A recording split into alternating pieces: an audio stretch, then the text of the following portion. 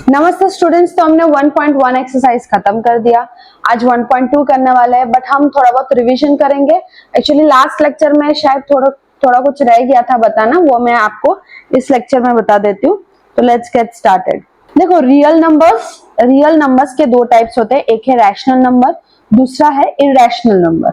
अब rational numbers में भी दो टाइप्स होते हैं, एक है इंटीजर्स, दूसरा non integer rational numbers. Integers क्या है? जिसमें होल नंबर्स भी होते हैं और नेगेटिव नंबर्स भी होते हैं। इंटीजर्स क्या है? जहां पे नेगेटिव, जैसे -2 होल नंबर 0 से शुरू होता है, 0 1 2 3, तो दोनों ही आ जाते हैं इंटीजर्स में। जैसे मैंने नीचे लिख के रखा है, whole number and negative number, जैसे -2 -3। होल नंबर कहां से शुरू होता है? 1 से शुरू होता है, 0 से शुरू होता है, 0 1 2 3 4। नेक्स्ट, होल नंबर्स के दो टाइप्स है, एक नेचुरल नंबर, दूसरा जीरो। होल नंबर में जीरो भी आता है और नेचुरल नंबर्स भी आ जाते हैं, ठीक है। नॉन इंटीजर रैशनल नंबर्स में क्या आते हैं? एक फ्रैक्शन आता है, ये कुछ नहीं है, ठीक है, ये कुछ नहीं। फ्रैक्शंस जहां पे p अपॉन q फॉर्म होता है, इसी को फ्रैक्शन बोलते हैं, p अपॉन q फॉर्म, जैसे कि 2 अपॉन 3, 5 अपॉन 6। और q जो है, जो डिनोमिनेटर है, वो जीरो नहीं होना चाहिए, नहीं तो जीरो होगा तो क्या होगा? वो फ्रैक्शन नहीं होगा, वो नॉट डिफाइंड हो जाएगा। नेक्स्ट, डेसिमल्स के दो टाइप है। देखो, ये शायद लास्ट लेक्चर में मैंने नहीं बताया था, अभी बता रही हूँ। डेसिमल के दो टाइप है, एक है टर्मिनेटिंग, दूसरा है रिपीटिंग। टर्मिनेटिंग मतलब स्टॉप, मतलब 0.256, इसके बाद कोई नंबर नहीं, ये स्टॉप हो गया, इतना ही आंसर है। या फिर 0.23 तक ही है आंसर। रिपीटिंग मतलब दिख रहा है, देखो 0.34 रिपीट हो रहा है, फिर से 34 रिपीट हो रहा है, फिर से 34 रिपीट हो रहा है। ये एक रिपीटिंग डेसिमल का एग्जांपल है। नेक्स्ट, 0.567, फिर 567, फिर 567, तो ये 567 रिपीट हो रहा है, तो इसको हम इस तरीके से भी लिख सकते हैं, 0.34 को इस तरीके से लिख सकते हैं, 34 के ऊपर ये लाइन कर सकते हैं। तो इसका मतलब ये है कि 3 4 रिपीट हो रहा है। या फिर यहाँ पे 0.567 लिख दो और उसके ऊपर लाइन कर दो, बार कर दो। इसका मतलब क्या है कि ये रिपीट हो रहा है, सिर्फ इतने नंबर्स रिपीट हो रहे हैं। तो नॉन इंटीजर रैशनल नंबर्स के दो टाइप्स है, एक डेसिमल, दूसरा फ्रैक्शंस। डेसिमल्स में भी दो टाइप्स है, एक है टर्मिनेटिंग, दूसरा है रिपीटिंग। टर्मिनेटिंग मतलब वो स्टॉप भी होता है और वो रिपीट भी हो सकता है। नेक्स्ट, इरेशनल नंबर्स में होता है पाई, यूलर्स नंबर, ठीक है। डेसिमल्स में होता है, इसमें भी डेसिमल होता है, लेकिन वो डेसिमल नॉन टर्मिनेटिंग। टर्मिनेटिंग का मतलब क्या था? जो स्टॉप हो जाता था। नॉन टर्मिनेटिंग मतलब वो कभी स्टॉप नहीं होगा, चलता ही रहेगा, चलता ही रहेगा। जैसे देखो, ये कितना बड़ा नंबर है, नेवर एंडिंग नंबर, फॉरएवर नहीं, never ending number. Next, non repeating, ये रिपीट भी नहीं होता है। जैसे यहाँ पे 3 4 रिपीट हो रहा है, यहाँ पे 5 6 7 रिपीट हो रहा है, यहाँ पे कोई भी नंबर रिपीट नहीं हो रहा है। 2 3 4 5 6 7 8 9 0 6 ब्ला ब्ला ब्ला ब्ला ब्ला, ठीक है, समझ में आया? एक और चीज मुझे आपको बताना है, ये चार्ट बहुत इंपॉर्टेंट है। इस चार्ट को समझ के रट्टा मारो, या इतने अच्छे से समझो, इसको भूलना नहीं। अगर ये चार्ट याद आ गया तो आप कभी भी कोई भी नंबर अगर आइडेंटिफाई करना है तो आपको कभी भी प्रॉब्लम नहीं आएगा, ठीक है। ये चार्ट खुद से बनाओ।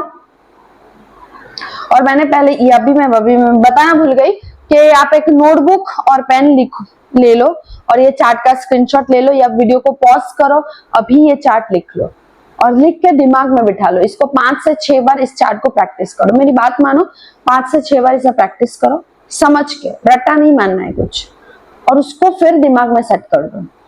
ये चार्ट आ गया तो आपको कभी भी कंफ्यूजन नहीं होगा, ठीक है। मैंने ऑलमोस्ट सारी चीजें इंक्लूड कर लिया इसमें। अब देखो, इरेशनल नंबर में है पाई, ठीक है। अब पाई की वैल्यू होती है 3.141592 समथिंग, ऐसा कुछ पाई की वैल्यू होती है। लेकिन आप बोलोगे कि मैम पाई की वैल्यू 22/7 भी तो होता है, और 22/7 p अपॉन q फॉर्म में है, तो ये नंबर इरेशनल कैसे हो गया? ये रैशनल क्यों नहीं है? ये तो रैशनल हो गया ना। रैशनल नंबर में दो टाइप से, एक इंटीजर एक नॉन इंटीजर, और उसमें भी फ्रैक्शंस आते हैं। फ्रैक्शंस भी रैशनल नंबर के अंदर पड़ते, देखो फ्रैक्शन भी रैशनल नंबर के अंदर है, और फ्रैक्शन किस फॉर्म में होता है?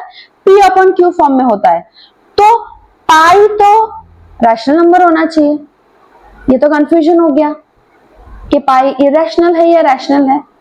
तो माय डियर, पाई एक इरेशनल नंबर है क्योंकि पाई का एग्जैक्ट वैल्यू नहीं है 22/7। पाई का एग्जैक्ट वैल्यू है 3.1415 ब्ला ब्ला ब्ला पीछे का नंबर, ठीक है।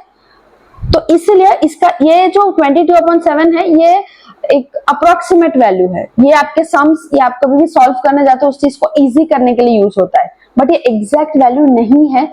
इसलिए पाई एक इरेशनल नंबर है। भले उसका वैल्यू 22/7 है बट वो सही वैल्यू नहीं है। बट हाँ, जहां पे आपके टेक्स्ट बुक में लिखा है आप लिख सकते हो, बट याद रखना पाई इरेशनल नंबर में। नेक्स्ट एक्सरसाइज 1.2 क्वेश्चन नंबर 1 करेंगे। State whether the following statements are true और false and justify your answers. Okay, every irrational number is a real number. Okay, चलो चार्ट खोलते हैं। इरेशनल नंबर्स कौन से हैं? Pi है, यूलर्स नंबर है, डेसिमल्स है। इरेशनल नंबर कौन से हैं? पाई है, यूलर्स नंबर है, non terminating decimal and non repeating decimal. क्या सारे इरेशनल नंबर रियल नंबर्स है? हाँ, क्योंकि रियल नंबर्स में इरेशनल नंबर्स भी होते हैं और रैशनल नंबर्स भी होते हैं, राइट? तो हाँ, आंसर इज करेक्ट। देखा ये चार्ट कितना इंपॉर्टेंट है, झट से देख के आपको पता चल गया कि इरेशनल नंबर सारे ही रियल नंबर्स है, क्योंकि रियल नंबर्स के अंदर ही पड़ते हैं इरेशनल और रैशनल दोनों, ठीक है। तो अब हम लिखेंगे पहले तो ट्रू और false. The answer is true और रीजन लिखो। All irrational numbers are, all नहीं है ना, एवरी है ना, तो एवरी लिखते हैं हम।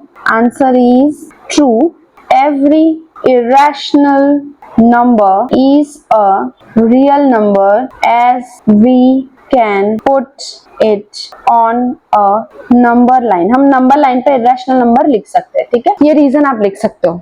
अब देखो, अब जो नेक्स्ट वाले क्वेश्चंस करेंगे उससे पहले आप जल्दी फटाफट से अपना ज्योमेट्री बॉक्स लेके बैठो, एक पेंसिल भी शार्पन करके बैठो, इरेजर और उसमें जो भी सारी चीजें हैं वो सब हमको चाहिए। सब नहीं चाहिए, कुछ चीजें चाहिए, बट अपना ज्योमेट्री बॉक्स लेकर बैठो। जाओ फटाफट जाओ, निकालो, लेके आओ। मैम के साथ आप भी सम्स को सॉल्व करोगे तो आपको अच्छे से समझ भी आएगा। वीडियो पॉज करके आप अपना काम कर सकते हो, फिर वीडियो चालू कर सकते हो, फिर अपना काम कर सकते हो। ऐसे तो मजा आता है, जैसे क्लास में लेक्चर होता है वैसे यहाँ पर भी हो रहा है।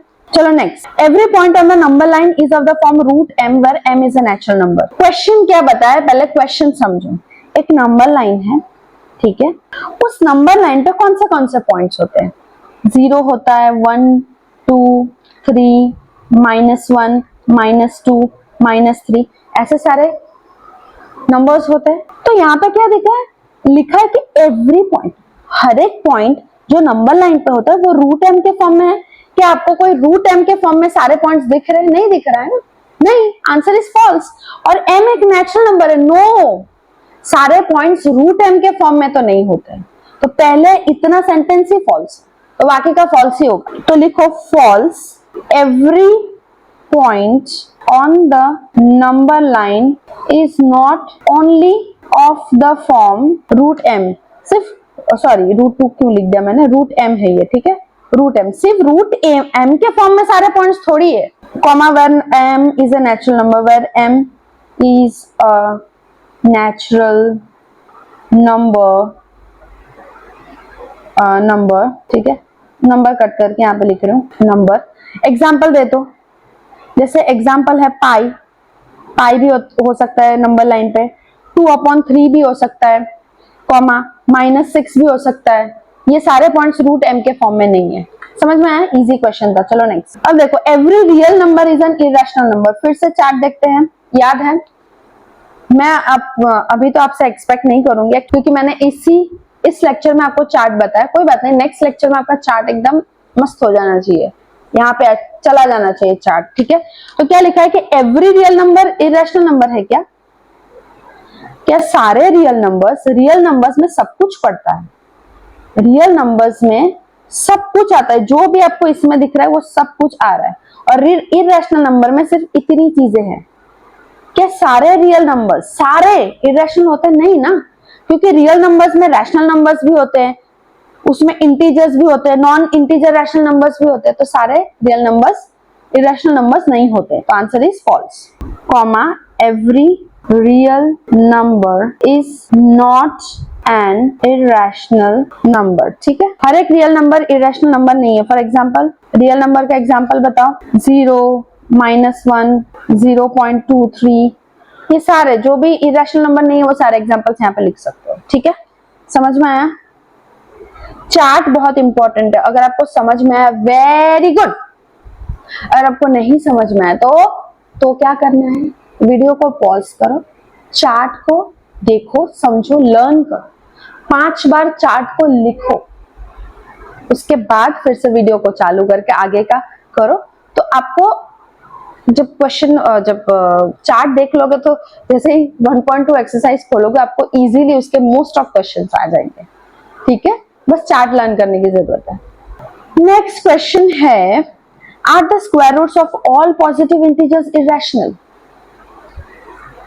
Square root of all positive integer, चलो एक पॉजिटिव इंटीजर लेते हैं 9, पॉजिटिव इंटीजर है +9। ठीक है, 9 के आगे कोई साइन नहीं है मतलब प्लस होता है ना। इसका स्क्वायर रूट कर देते हैं। इसका जो स्क्वायर रूट का आंसर क्या आएगा, 9 का स्क्वायर रूट क्या है, कैसे निकालते हैं स्क्वायर रूट, 3 × 3 = 9, रूट के अंदर 2 3 है तो एक 3 निकल जाएगा, या फिर 3² 9 हमें पता होता है। स्क्वायर लर्न करना बहुत जरूरी है। ठीक है, 1 to 20 स्क्वायर्स भी आप कर ही लेना, स्क्वायर एंड क्यूब्स दोनों रट्टा मार लेना। ठीक है, समझ में आया? तो क्वेश्चन क्या दिया है, are the square root of all positive integers irrational? क्या 3 इरेशनल नंबर है? √9 का स्क्वायर रूट है 3, क्या 3 इरेशनल है? नहीं, 3 एक रैशनल नंबर है। रैशनल नंबर को हम किससे डिनोट करते हैं, क्यू से। 4 ले लेते हैं, 4 का स्क्वायर रूट क्या है, 2 × 2 2, ये भी एक रैशनल नंबर है। अब 3 ले लेते हैं, 3 का स्क्वायर रूट क्या है मैं बताती हूँ, 1.73, मतलब इसका स्क्वायर रूट निकाल नहीं सकते, और ये जो 1.73 है ये इरेशनल नंबर है, ये एक इरेशनल नंबर है। इरेशनल नंबर्स क्या होता है, नॉन टर्मिनेटिंग, रुकते नहीं है, एंड नॉन रिपीटिंग, मतलब इसके पीछे सब अलग अलग नंबर्स है, कोई भी नंबर रिपीट नहीं होता है। तो इसीलिए द आंसर इज नो। क्यों? देखो, are the square roots of all positive integers irrational? क्या सारे पॉजिटिव इंटीजर, एक पॉजिटिव इंटीजर हमने √9 ले लिया, √9 का स्क्वायर रूट ले लिया, दूसरा हमने √4 का ले लिया, तीसरा हमने √3 का ले लिया, बट √9 और √4 का तो हमें रैशनल नंबर मिला, बट √3 का हमें इरेशनल मिला। तो इसका मतलब नो, सारे पॉजिटिव इंटीजर्स का स्क्वायर रूट इरेशनल नहीं होता, कुछ रैशनल भी होते हैं। समझ में आया? If not given example of the square root of a number that is rational, तो हमने रैशनल इरेशनल सबका एग्जांपल दे दिया, तो answer is no, the square roots of all positive integers are not irrational. सारे इरेशनल नहीं होते, कुछ रैशनल भी होते हैं। For example square root of 9 is 3 एक रैशनल नंबर है, स्क्वायर रूट ऑफ 4 is 2 एक रैशनल नंबर है। नहीं, ध्यान से ये क्वेश्चन को समझने की कोशिश करना। तो show how √5 can be represented on number line. अब इस क्वेश्चन के लिए मैंने आपको बोला था फटाफट से जाके ज्योमेट्री बॉक्स लेके आओ और मेरे साथ साथ करो, जितना मैं आपको बोलूं पहले उतना, जितना इंस्ट्रक्शन दो उतना साथ साथ में करो। ठीक है, तो ही समझ आएगा अच्छे से। Show how √5 can be represented on number line, मतलब हमें नंबर लाइन पे √5 दिखाना है। कैसे दिखाएंगे, चलो आपको नहीं पता होगा तो टाइम वेस्ट नहीं करेंगे, सीधा सीधा बता देती हूँ। √5 दिखाने के लिए पहले तो हमें पाइथागोरस थ्योरम अप्लाई करना पड़ेगा। क्या अप्लाई करना पड़ेगा, पाइथागोरस थ्योरम। उसमें क्या होता है, समझो मैं एक ट्राइंगल ले रही हूँ ABC, Pythagoras theorem right angle triangle पे ही यूज होते हैं। यहाँ पे राइट एंगल कौन सा है, एंगल B। ठीक है, अब AB साइड बेस है, BC परपेंडिकुलर साइड है, परपेंडिकुलर ही है ना, सीधा सीधा जा रहा है, और ये वाला जो साइड है राइट एंगल के ऑपोजिट वाले साइड को हम क्या बोलते हैं, हाइपोटेन्यूज साइड। क्या बोलते हैं, हाइपोटेन्यूज साइड। ये बेस है, ये परपेंडिकुलर है, और ये हाइपोटेन्यूज साइड है। ये हाइपोटेन्यूज वाला साइड ही √5 होगा। हमें नंबर लाइन पे √5 दिखाना है। आप बोलोगे नंबर लाइन पे दिखाने के लिए हमें ये क्या करना पड़ेगा। ठीक है, एक एक स्टेप बस सुनते रहो, समझने के लिए सुनो। ठीक है, आपको पता नहीं है, आपको हर एक चीज समझ आएगा, बस सुनो। तो √5 हम कौन सा साइड पकड़ेंगे, AC वाला साइड, और AC साइड कौन सा है, हाइपोटेन्यूज है। ओके, इतना समझ आया। और पाइथागोरस थ्योरम का फॉर्मूला क्या कहता है, ए सी स्क्वायर मतलब हाइपोटेन्यूज स्क्वायर के बराबर A B square plus B C square. ठीक है, ये आपको पता होना चाहिए, नहीं पता है अभी पता चला कि ए सी स्क्वायर के बराबर बेस और परपेंडिकुलर का सम करेंगे, उनका स्क्वायर ए सी स्क्वायर के बराबर है। समझ में आया इतना? तो हमें ए सी स्क्वायर, तो हमें ए सी स्क्वायर की जगह √5 चाहिए। हमें क्या चाहिए, √5 चाहिए।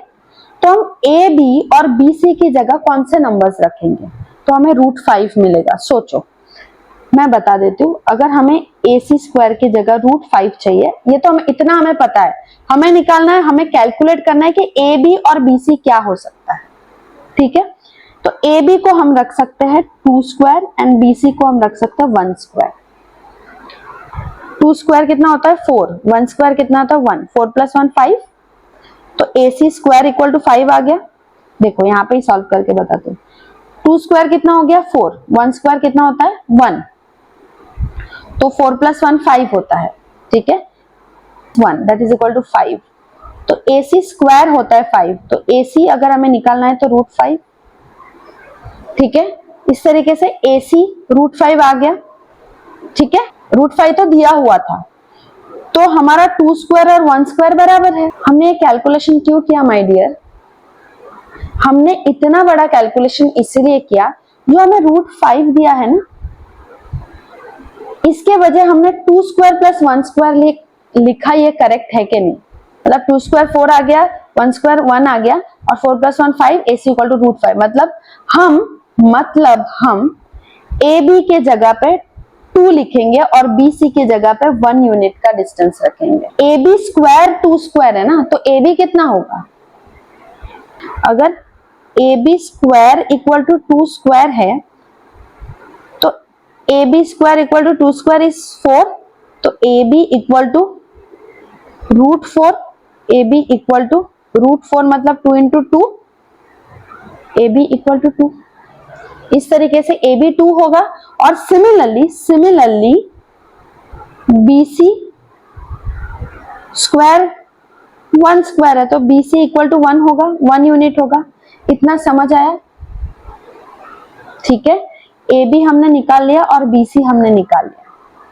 ओके, सबसे पहले हमने पाइथागोरस थ्योरम लगाया। हमें पता है कि हाइपोटेन्यूज वाला साइड √5 है, बट हम नंबर्स चेक कर रहे थे कि हम बेस कितना रखेंगे। बेस में 2 स्क्वायर चलेगा एंड परपेंडिकुलर में 1 स्क्वायर, तो स्क्वायर तो हमें चाहिए नहीं, बेस स्क्वायर में नहीं है, ए बी है, तो ए बी 2 रखा और परपेंडिकुलर कितना रखा 1 रखा। इस तरीके से लिखा। ठीक है, अब आप मेरे साथ नंबर लाइन ड्रॉ करोगे। ठीक है, जिस तरीके से मैं करती हूँ सेम उसी तरीके से मैं आपको नोटबुक में करके बता रही हूँ। पहले एक नंबर लाइन ड्रॉ करना है, ये नंबर लाइन कर दिया, साथ साथ में करो। ठीक है, यहाँ पे नंबर्स लिख दो। देखो मैंने 0 यहाँ से स्टार्ट किया, फिर मैं 2 पे एक पॉइंट करूंगी, फिर 4 पे, फिर 6, फिर 8। ठीक है, इसको 1 2 3 4 ऐसे पॉइंट्स दे दूंगी। अब हमें ट्राइंगल में ए बी सी, ये 2 यूनिट था और ये 1 यूनिट था, तो हम यहाँ पे 2 यूनिट्स 2 तक थोड़ा डार्क कर देंगे ताकि आपको अच्छे से दिखे। ठीक है, देखो ये मेरे टैबलेट में भी मैं कर सकती थी, बट क्या है कि आपको इतना अच्छे से नहीं, टैबलेट में मैं स्केल और पेंसिल से कैसे करके बताऊं। स्केल और पेंसिल से मैं इसलिए कर रही हूँ ताकि आप लोगों को और अच्छे से समझ आए और आप लोग मेरे साथ कर सकते हो। ठीक है, और हमने ये डिस्टेंस तो ले लिया, अब हमें ये डिस्टेंस कैसे लेना है, ये डी लेना है। ओके, 2 को बीच में मार्क करो, 90 डिग्री वाले पॉइंट, 90 डिग्री पे पॉइंट करो, स्केल से लाइन बना दो। ठीक है, अब हमें राउंडर चाहिए, इस पे 1 यूनिट ही चाहिए ना, हमें 1 यूनिट ही चाहिए, तो हम 1 यूनिट का डिस्टेंस लेंगे, 2 से 1 का डिस्टेंस लेंगे ऐसे, ठीक है, और यहाँ पे मार्क कर देंगे। हमने क्या किया, 2 से 1 का या 0 से 1 का भी डिस्टेंस आप ले सकते हो, 2 से 1 का डिस्टेंस लिया और यहाँ पे मार्क कर दिया। और फिर हम इस पॉइंट से 0 तक एक लाइन बना देंगे। ओके, इतना हो गया। इस पॉइंट से 0 तक हमने लाइन बना दिया। ये हमारा 2 यूनिट्स है और ये 1 यूनिट है। अब राउंडर से हम ये वाला डिस्टेंस लेंगे, ठीक है। राउंडर से देखो, मैं फिर से यहाँ पे A B C लिखती हूँ। AC का डिस्टेंस लो राउंडर से, ठीक है, AC का डिस्टेंस लिया। अब √5 है ना, क्वेश्चन में दिखा बोला है कि √5 हमको नंबर लाइन पे चाहिए, ऊपर नहीं चाहिए। तो हम नंबर लाइन पे ये जो डिस्टेंस है ना, ये हमें √5 मिला। अब इसी डिस्टेंस को नाप के थोड़ा परफेक्ट डायग्राम करते हैं, हमें नंबर लाइन पे दिखाना है। देखो ऐसे आर्क बनाना है, इसी डिस्टेंस को नाप के यहां से आर्क बना दिया, और ये जो पॉइंट है नंबर लाइन पे, ये हमारा √5 है। समझ में आया? पहले तो हमने कैलकुलेशन किया, ये √5। अब √5 यहाँ पे नहीं दिखाना है हमें, नंबर लाइन पे पूछा है क्वेश्चन में बोला है कि नंबर लाइन पे दिखाओ, इसलिए हमने इतना डिस्टेंस नापा और राउंडर से कर दिया, तो ये हमारा √5 हमें मिल गया। समझ में आया? बहुत इजी है, बहुत इजी है क्वेश्चन, ठीक है। अब इसी वीडियो को 2-3 बार और पीछे करके देखोगे और मेरे साथ करते जाओगे तो आपको समझ आ जाएगा। अब इस क्वेश्चन में स्पाइरल स्क्वायर रूट बनाना है, क्वेश्चन आप पढ़ लेना, बट उसको कैसे बनाते हैं मैं आपको बताती हूँ। देखो पिछले वाले में जो हमने स्क्वायर रूट निकाला था सेम उसी तरीके से, बट स्पाइरल मतलब क्या, इस तरीके का स्ट्रक्चर होना चाहिए, ये स्पाइरल स्ट्रक्चर कहा जाता है। बट इसको हम √2 से शुरुआत करेंगे। तो √2 अगर हमें हाइपोटेन्यूज चाहिए, अगर हमें हाइपोटेन्यूज √2 चाहिए, तो यहाँ पे 1 और यहाँ पे 1 होना चाहिए। That means 1 square plus 1 square is 1 + 1 2। समझ में आया? ये AC square equal to AB square plus BC square. तो AB स्क्वायर हमने 1 लिया, 1 स्क्वायर, और BC स्क्वायर हमने 1 स्क्वायर लिया, तो 1 square is 1, 1 square is 1, 1 + 1 2। AC square equal to 2, तो AC इक्वल टू स्क्वायर हटाने के लिए 2 के ऊपर रूट आ गया। ओके, तो इस तरीके से √2 आ गया। तो हमने यहाँ पे 1 और 1 लिया, ये बराबर है। तो इसको किस तरीके से करेंगे वो मैं आपको वीडियो में करके बताऊंगी, ठीक है। स्पाइरल स्क्वायर रूट में सबसे पहले हमें एक नंबर लाइन ड्रॉ करना है। मैं आपको ये रफ डायग्राम बता रही हूँ, इसके बाद मैं आपको प्रॉपर करके भी बताऊंगी। समझो ये 0 है, ये 1 2 3 इक्वल डिस्टेंसेस पे हमें नंबर्स लेने हैं। अब यहाँ पे 1 यूनिट का होना चाहिए, तो यहाँ पे 1 यूनिट का आप माप लोगे, फिर इससे हम परपेंडिकुलर लाइन बनाओगे और 1 यूनिट, ये भी डिस्टेंस 1 यूनिट ही चाहिए ना, परपेंडिकुलर हमें 1 यूनिट चाहिए, तो 1 यूनिट का परपेंडिकुलर बनाओगे इस तरीके से और इन दोनों पॉइंट्स को ज्वाइन कर दोगे, तो ये √2 आ गया। अब हमें नेक्स्ट √3 चाहिए। √3 हम कैसे करेंगे? √3 चाहिए तो √2 का स्क्वायर प्लस 1 स्क्वायर। √2 का स्क्वायर 2 होता है एंड 1 का स्क्वायर 1 होता है। अब √2 का स्क्वायर 2 कैसे होता है, ये कुछ बच्चों का क्वेश्चन होगा। √2 का स्क्वायर मतलब क्या, √2 इंटू 2 बार 2, तो रूट में 2 बार 2 आता है तो एक 2 निकल जाता है, तो सेम 2 निकल आया। तो हमें ऑलरेडी एक तो √2 चाहिए, एक तो हमें √2 चाहिए, दूसरा 1 चाहिए। √2 तो यहाँ पर हमने बना ही लिया। अब ये जो परपेंडिकुलर लाइन बनाएंगे, फिर से हम यहाँ से D को लेकर एक परपेंडिकुलर लाइन बनाएंगे, 1 यूनिट का परपेंडिकुलर लाइन बनाएंगे और इन दोनों को ज्वाइन कर देंगे, ये √3 होगा। नेक्स्ट √4 करेंगे। √4 में हमें क्या चाहिए, इसका इस्तेमाल करना है, ठीक है, √3 का इस्तेमाल करना है। तो √3 का स्क्वायर प्लस 1 का स्क्वायर, √3 का स्क्वायर कितना होता है, 3 + 1 = 4। तो ये √3 तो मिला हमें, बस यहाँ पे 1 सेंटीमीटर 1 यूनिट फिर से लेना है और फिर इसको ज्वाइन करना है। कैसे फिर से लेना है, वही D से लेना है, परपेंडिकुलर लाइन बनाना है, यहाँ पे आर्क बनाना है और इसको ज्वाइन कर देना है। ये सब मैं आपको वीडियो में बताने वाली हूँ, डोंट वरी। इस तरीके से फिर से 1 यूनिट लेंगे, ये रूट 4 हो गया, रूट 4 हो गया। फिर से 1 यूनिट लेके ये रूट 5 हो जाएगा, फिर 1 यूनिट लेके ये रूट 6, फिर ये रूट 7, फिर ये रूट 8, ये रूट 9, सॉरी ये सीधा सीधा 0 तक ही कनेक्ट होगा, ठीक है, सारे लाइंस 0 तक कनेक्ट होंगे, रूट 10। इस तरीके से स्पाइरल स्क्वायर रूट बनते जाएगा, बनते जाएगा, बनते जाएगा। समझ में आया? अब रूट 2 तो हमें पता चल गया, रूट 2 कैसे निकालना है। पहले तो नंबर लाइन बनाएंगे, चलो एक नंबर लाइन बना दो। ये 0 ले लिया मैंने, ये 2 4 6 8 पे ये 0 1 2 3 4, ठीक है।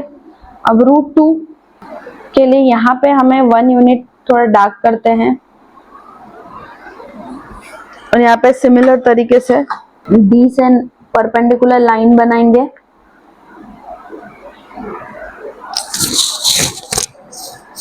ठीक है,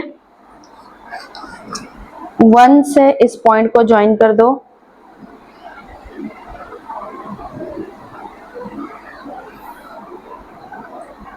अब हमें 1 यूनिट यहाँ पर भी चाहिए।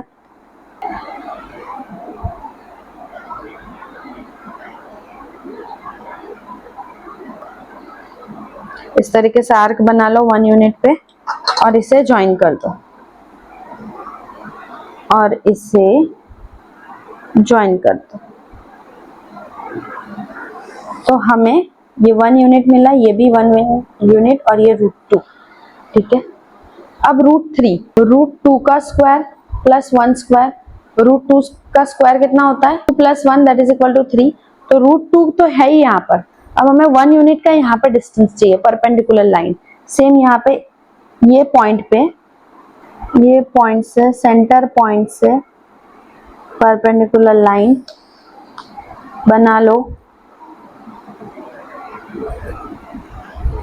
और आपके राउंडर में 1 यूनिट का डिस्टेंस तो आपने पहले ही लेके रखा था और फिर उतना ही यहाँ पे भी आर्क बना दो और इसे ज्वाइन कर दो, ठीक है। अब ये रूट 3 है। अब रूट 4 करने के लिए फिर से ये लाइन को एज बेस इस्तेमाल करो, इसके इस पॉइंट से एक परपेंडिकुलर लाइन बना दो, डी से, डी का यूज करके यहाँ पर 90 डिग्री है, इस पॉइंट को मैंने ज्वाइन कर दिया।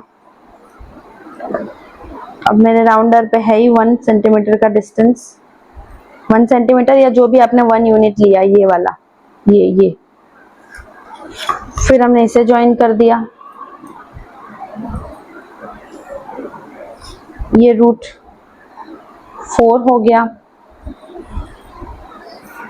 अब रूट 5 के लिए फिर से हम ये सिमिलर सेम प्रोसीजर करेंगे, बहुत इजी है, बहुत इजी। देखो यहाँ से इसको सेंटर मान के फिर से परपेंडिकुलर लाइन यहाँ तक जा रहा है। थोड़ा इस साइड आप थोड़ा अपने तरीके से कर लेना डायग्राम, ठीक है। अब थोड़ा इस बाजू से करना तो सही आएगा। फिर इसको वापस से राउंडर से 1 यूनिट का डिस्टेंस नाप लेंगे और इसे ज्वाइन कर देंगे। ये रूट 5 हो गया। तो इस तरीके से एक स्पाइरल स्क्वायर रूट बना दोगे। फिर से यहाँ पे ऐसे कर दोगे, फिर यहाँ पे ऐसे जाएगा, फिर यहाँ पे ऐसे जाएगा। तो इस तरीके से स्पाइरल का स्ट्रक्चर जो ऐसे ऐसे ऐसे ऐसे होता है, इस तरीके से आप स्ट्रक्चर बना सकते हो। ये एक एक्टिविटी है, ठीक है, मैंने आपको समझा दिया है। समझ में आया? तो लग रहा है आपको दिख रहा है? देखो ये मैं टैबलेट पे दिखा सकती थी, बट टैबलेट में क्या है कि मैं ये सब का इस्तेमाल नहीं कर सकती। तो मुझे ऐसा ठीक लगा कि मैं जब आपको खुद से समझो, आपको वीडियो क्वालिटी थोड़ा जूम करके देखना पड़े, बट वो भी चलेगा। सिर्फ बोलने से अच्छा, बिना खाली टैबलेट पे ऐसे ही पेन से मार्क करके दिखाने से अच्छा मैं आपको सही में पेंसिल का यूज करके दिखाऊं, तो वो ये क्लियर रहेगा। देखो अच्छे से क्या किया है। स्टूडेंट्स, वीडियो अच्छा लगे तो प्लीज प्लीज प्लीज इसे प्रैक्टिस करना। आपके अच्छे मार्क्स से मुझे बहुत ही ज्यादा खुशी होने वाली है। ऑब्वियसली किस टीचर को अच्छा नहीं लगता अगर बच्चों के अच्छे मार्क्स आए। इसका मतलब ये है कि मेरी मेहनत सफल जा रही है। सिर्फ मेरी नहीं, आपकी भी मेहनत, आपकी ही ज्यादा मेहनत सफल जा रही है। उसके साथ मैं भी मेहनत कर रही हूँ आपको और अच्छे से समझाने के लिए, डिटेल में समझाने के लिए, बट समझना तो आपको पड़ेगा। समझने का पेशेंस तो आपको रखना पड़ेगा और प्रैक्टिस। मैथ्स ऐसे सब्जेक्ट है जिसमें रोज आपको 1 से 1.5 घंटा प्रैक्टिस करना ही पड़ेगा मैथ्स में। मैं स्टार्टिंग से आपको बता रही हूँ, नहीं तो नहीं हो पाएगा। जिस दिन एकदम ही आप कहीं घूमने गए, आपके पास आधा ही घंटा है पढ़ने के लिए, तो उसमें से भी 10 मिनट मैथ्स करो, बट रोज मैथ्स का प्रैक्टिस करो, तो आपके बहुत अच्छे मार्क्स आएंगे। ठीक है, बस प्रैक्टिस करते रहो, ज्यादा कुछ टेंशन लेने वाली बात ही नहीं है। इजी चैप्टर है। जब कोई चीज हार्ड लगता है तो बस उसको 10, 20, 30, जब तक वो इजी नहीं लगता तब तक सॉल्व करो। और अच्छा लगे तो कर देना, आपका मन हो तो लाइक कर देना। ठीक है, लाइक करोगे तो मुझे भी अच्छा लगेगा, मोटिवेशन फील होता है। ऑब्वियसली प्रैक्टिस मेन करना, और प्लीज मुझे कमेंट में बताना कि मैंने प्रैक्टिस किया। जिन बच्चों ने भी प्रैक्टिस किया मुझे कमेंट्स में बता, और जिनको भी नहीं समझ आया वो भी मुझे कमेंट्स में बता सकते हैं। बट नहीं समझ आने से पहले आपको समझने के लिए वीडियो को देखना पड़ेगा। जैसे कोई सम अगर नहीं समझ आ रहा है तो हम उसको 10 बार देखते हैं, 3-4 बार देखते हैं, तो उसमें हमको समझ आ ही जाता है। नहीं है तो भी नहीं आए आपको, वीडियो आप रिपीट कर करके देखो, अगर आपको एक बार में समझ नहीं आए तो। ठीक है, फिर भी ना आए तो आप मुझसे पूछ सकते हो। ठीक है, ओके, चलो मिलते हैं नेक्स्ट वीडियो में, बाय।